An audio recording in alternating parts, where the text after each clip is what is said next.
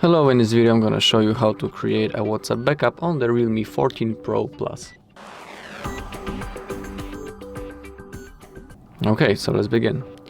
First, simply go into your WhatsApp, click on those three dots in the top right corner, and now click on Settings. Now look for the chats, again click, scroll down a little bit until you find the chat backup. Okay, in here you can pick the Google account.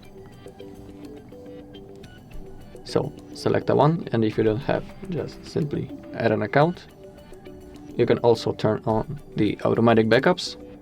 You can set them on the daily, weekly, monthly, only when I tap backup or off. I'm gonna pick weekly.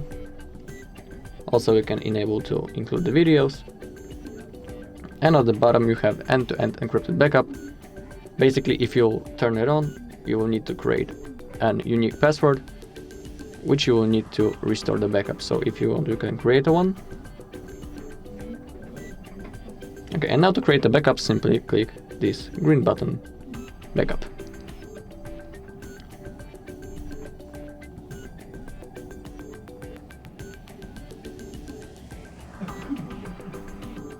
Okay, and the process is finished.